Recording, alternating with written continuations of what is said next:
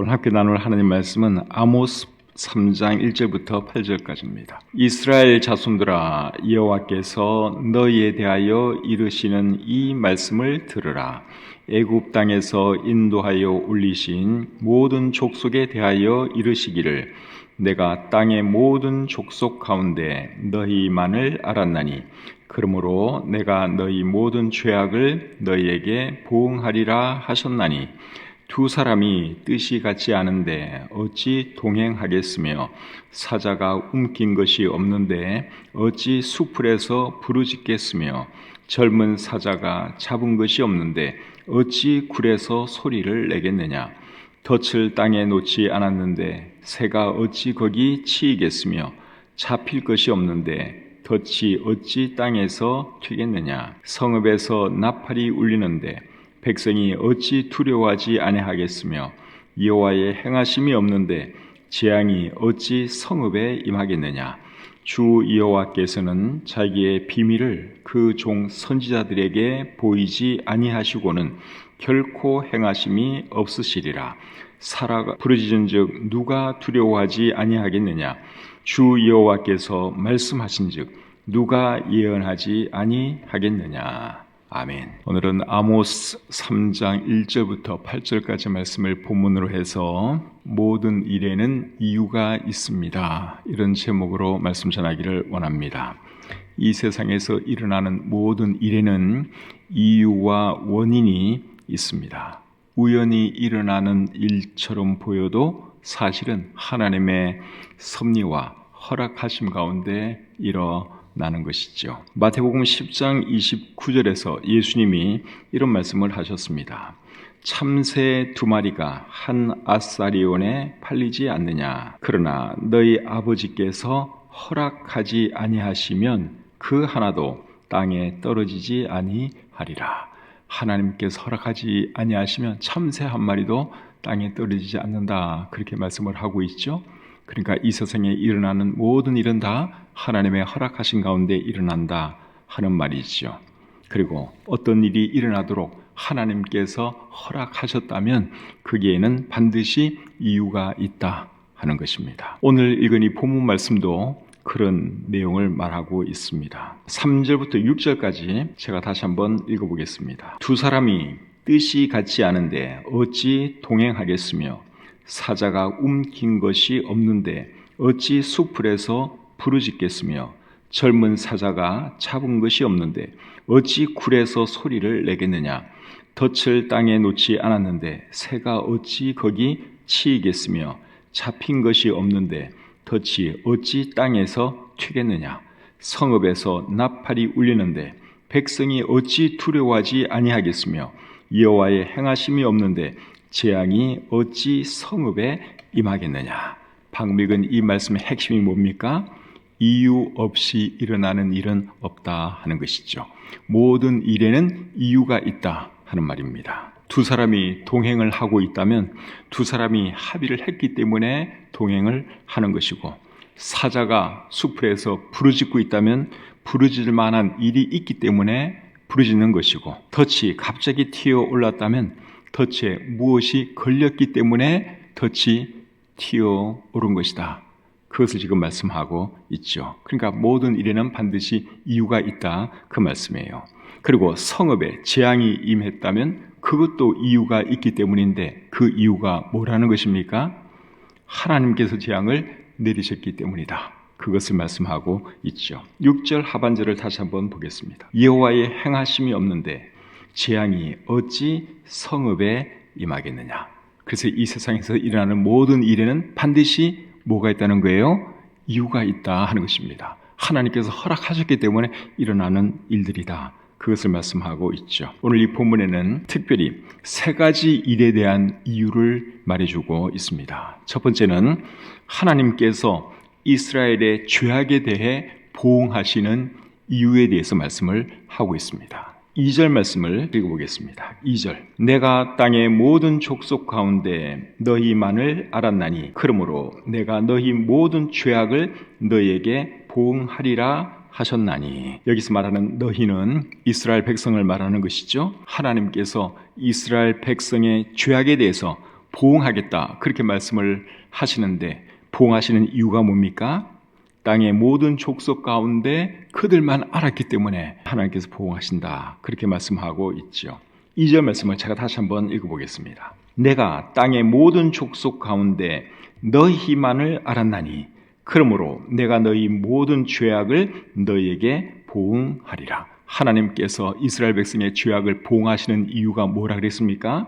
내가 너희만을 알았기 때문에, 모든 족속 가운데 너희만을 알았기 때문에 내가 너희의 죄악에 대해서 보응하겠다. 하나님이 그렇게 말씀을 하고 있죠. 모든 족속 가운데 너희만 알았다 하는 말의 의미는 모든 족속 가운데 너희만 택했다 그 말이죠. 여러분, 하나님께서 이스라엘 백성 외에 택한 백성이 또 있습니까? 없죠. 이 세상의 많은 민족 중에서 하나님은 이스라엘 민족을 택해 주셨죠. 그 민족을 통해서 메시아가 나오게 하시려고 하나님께서 이스라엘 백성을 택해 주셨습니다. 그렇게 하셨으면 이스라엘 백성이 하나님을 잘 섬겨야 하겠죠.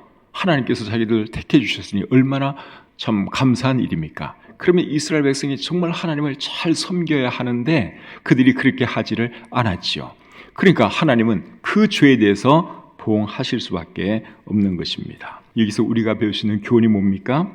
하나님께 은혜와 사랑을 입었으면 하나님께 대한 책임과 의무도 있고, 하나님께 대한 책임과 의무를 제대로 못하면 하나님의 벌을 받을 수밖에 없다 하는 것을 우리가 배울 수 있죠. 하나님께 대한 의무와 책임이라는 것이 뭐겠습니까? 하나님의 은혜와 사랑을 감사하면서 하나님을 잘 섬기는 것을 말하지요. 그 일을 제대로 못하면 하나님의 벌이 따른다 하는 것입니다. 누가복음 12장 47절과 48절 말씀을 한번 보겠습니다.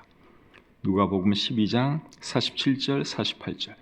주인의 뜻을 알고도 준비하지 아니하고 그 뜻대로 행하지 아니한 종은 많이 맞을 것이요 알지 못하고 맞을 일을 행한 종은 적게 맞으리라. 무릇 많이 받은 자에게는 많이 요구할 것이요 많이 맡은 자에게는 많이 달라 할 것이니라. 무슨 말씀인지 이해가 되십니까? 하나님의 뜻을 많이 안 사람하고 적게 안 사람하고 하나님께서 대우를 달리하실 것이다 그거예요. 하나님께서 많이 주신 사람하고 적게 주신 사람하고 하나님께서 대우를 달리하실 것이다. 그것을 말씀하고 있죠.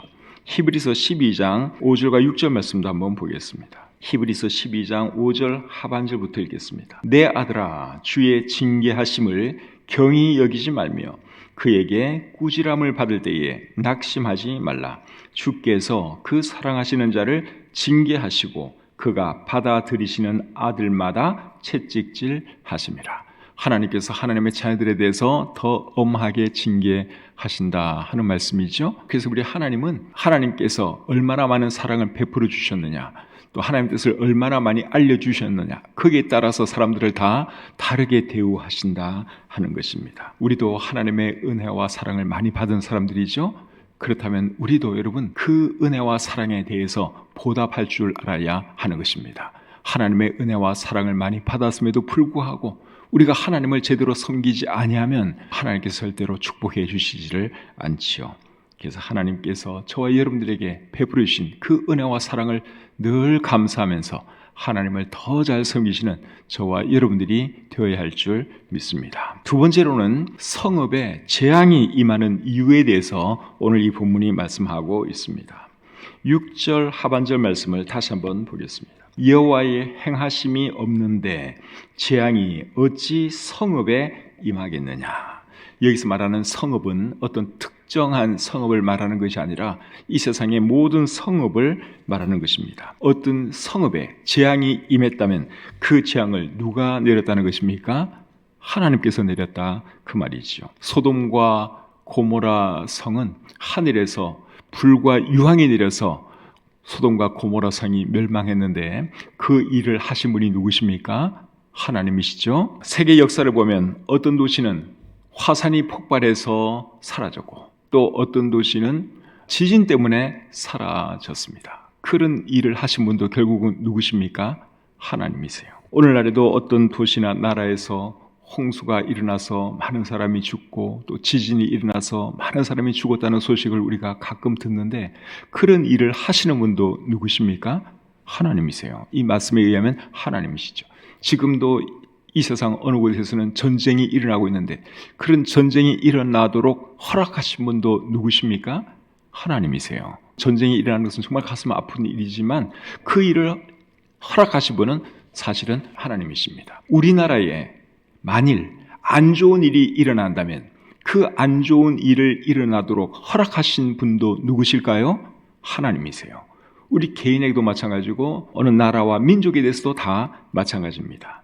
우리 하나님은 개인의 생사화복도 주관하시고 나라와 민족의 흥망성쇠도 주관하시는 분이다 하는 것을 우리가 절대로 잊으시면 안 됩니다. 이사야 45장 7절에 이런 말씀이 있습니다. 이사야 45장 7절입니다. 나는 빛도 짓고 어둠도 창조하며 나는 평안도 짓고 환난도 창조하나니 나는 여호와라. 이 모든 일들을 행하는 자니라 하였노라. 하나님은 여러분 평화도 주시는 분이고 환난도 주시는 분이세요. 이 세상에서 일하는 모든 일을 주관하시는 분이 우리 하나님이라고 하는 사실을 절대로 잊지 마시기를 바랍니다. 그렇기 때문에 개인도 그렇고 나라도 그렇고 잘 되기를 원한다면 하나님을 잘 섬겨야 합니다. 하나님을 기쁘시게 하는 삶을 살아야 하는 것이죠. 신명기 28장 1절부터 6절에 있는 말씀 한번 읽어드리겠습니다. 네가 내 하나님 여호와의 말씀을 삼가 듣고 내가 오늘 내게 명령하는 그의 모든 명령을 지켜 행하면 내 하나님 여호와께서 너를 세계 모든 민족 위에 뛰어나게 하실 것이라. 내가 내 하나님 여호와의 말씀을 청종하면 이 모든 복이 내게 임하며 내게 이르리니 성읍에서도 복을 받고 들에서도 복을 받을 것이며 내 몸의 자녀와 내 토지의 소산과 내 짐승의 새끼와 소와 양의 새끼가 복을 받을 것이며 내 광주리와 떡반죽 그릇이 복을 받을 것이며 네가 들어와도 복을 받고 나가도 복을 받을 것이니라. 그래서 우리가 정말 잘 되기를 원하고 복 받기를 원하면 하나님을 잘 섬겨야 합니다. 방금 읽은 이 말씀은 하나님께서 이스라엘에게 하신 말씀인데 이스라엘 민족은 이 말씀대로 살지를 못했지요. 그래서 그들은 고난당하는 삶을 살아야 했습니다. 근데 미국은 이 말씀대로 살았어요. 하나님을 섬기면서 그들이 나라를 세웠고 하나님을 제대로 섬겼죠. 지금은 그래도 많이 타락했지만 초창기는 정말 미국이 하나님 보시기에 바르게 살았습니다. 그래서 미국이 세상에서 제일 강한 나라가 된 것이죠. 오늘날도 마찬가지예요. 정말 우리가 잘 되기를 원하고 복 받기를 원하면 하나님을 잘 섬겨야 합니다. 세 번째로 오늘 이 본문이 말하는 것은 선지자가 예언하는 이유에 대해서 말을 하고 있습니다. 자, 8절 말씀을 보겠습니다. 사자가 부르짖은즉 누가 두려워하지 아니하겠느냐? 주 여호와께서 말씀하신즉 누가 예언하지 아니하겠느냐?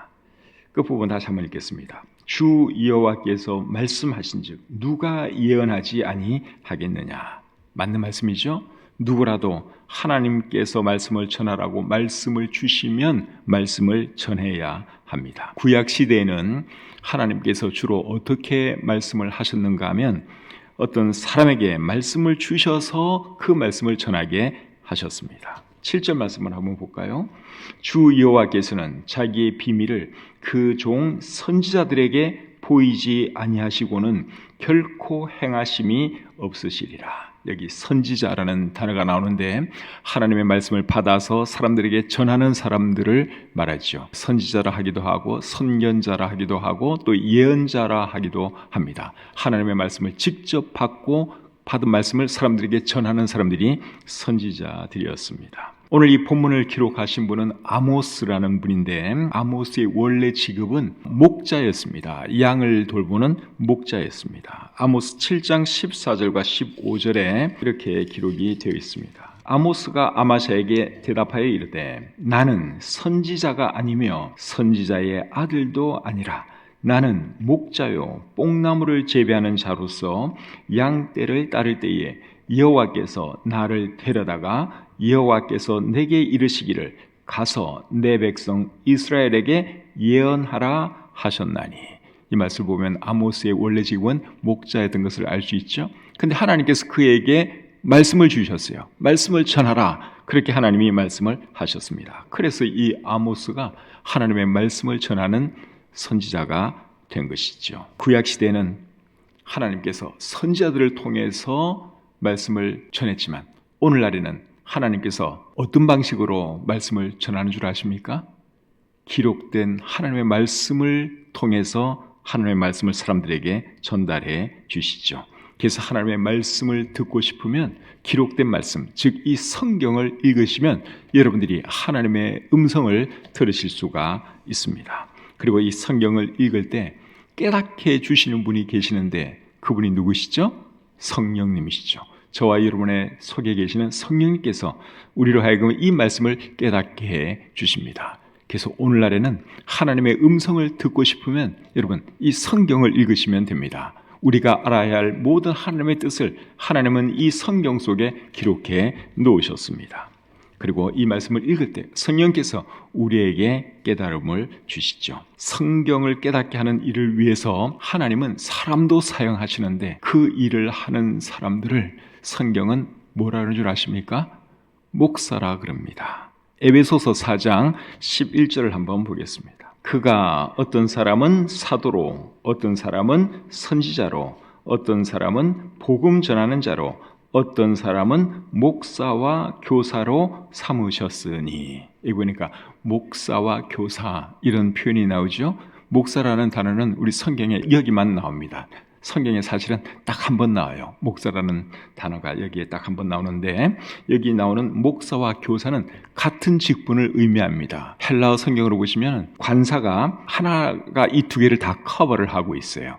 그래서 여기서 말하는 목사와 교사는 한 직분을 의미하는 겁니다. 목사라 하기도 하고 교사라 하기도 한다 그 말이 있죠. 그래서 목사가 하나님의 말씀을 이제 가르치는 그런 일을 하기 때문에 교사라고 하는 것이죠. 디모데전서 3장 2절에 보시면 목사에 대해서 이렇게 말을 하고 있습니다. 그러므로 감독은, 여기 감독도 목사와 같은 말이에요. 그러므로 감독은 책망할 것이 없으며 한 아내의 남편이 되며 절제하며 신중하며 단정하며 나그네를 대접하며 가르치기를 잘하며. 그래서 목사가 하는 일이 뭔가 하면 사실은 하나님 말씀을 가르치는 것이죠. 사람들로 하여금 하나님 말씀을 이해하도록 돕는 그 일을 목사가 하는 것입니다. 또 디모데후서 2장 24절에도 보시면 주의 종은 마땅히 다투지 아니하고 모든 사람에 대하여 온유하며 그 다음에 뭘 잘하며?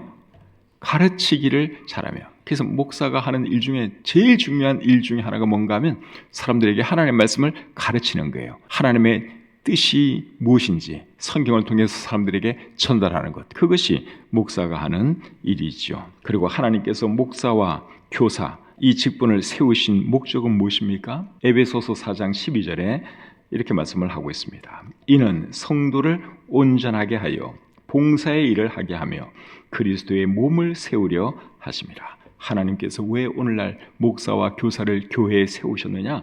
성도를 온전하게 하여 봉사일을 하게 하며 그리스도의 몸, 즉 교회를 세우기 위해서 하나님께서 오늘날에는 목사 또는 교사라고 하는 직분을 두어서 섬기게 하셨다 하는 것이죠. 그러니까 봉사의 일, 그리고 교회를 세우는 일을 실제적으로 해야 할 사람은 누굽니까? 성도들이에요. 성경이 말하는 게 그겁니다. 목사는 성도들을 가르치는 일을 하는 것이고 실제로 현장에서 뛰면서 교회를 세우고 봉사를 하는 사람들은 성도다. 그것이 우리 성경이 가르치는 내용이죠. 그래서 구약시대는 하나님께서 선지자들을 통해서 하나님의 뜻을 전달하셨고 오늘날 신약시대에는 하나님께서 성경을 통해서 하나님의 말씀을 전달하신다 하는 것을 제가 말씀을 드렸습니다. 그래서 우리가 하나님의 뜻을 알기 위해서는 뭘 해야 되는 겁니까? 성경을 읽어야죠. 성경을 읽어야지 하나님의 뜻이 무엇인지, 하나님께서 나에게 원하시는 것이 무엇인지 그것을 알 수 있습니다. 이제 말씀을 마치겠습니다. 모든 일에는 이유와 원인이 있습니다. 개인에게 일어나는 일에도 이유가 있고 나라와 민족에게 일어나는 일에도 반드시 이유가 있습니다. 그리고 그 모든 일이 일어나도록 허락하시는 분은 누구십니까? 하나님이세요. 이 세상에 우연히 일어나는 일은 없습니다. 모든 것이 하나님의 주권 아래, 하나님의 허락하신 가운데 일어나는 것입니다. 개인의 생사화복을 주관하시는 분은 하나님이십니다. 나라와 민족의 흥망성쇠를 주관하시는 분은 하나님이십니다. 그래서 우리가 하나님을 잘 섬겨야 하는 것이죠. 하나님께서 우리로 하여금 지금까지 살게 하신 이유가 무엇인지 우리가 늘 그것을 생각하면서 하나님의 뜻을 이루어드리는 그런 삶을 살아야 할 줄 믿습니다. 그렇게 하는 저와 여러분들이 되기를 우리 주님의 이름으로 축복합니다.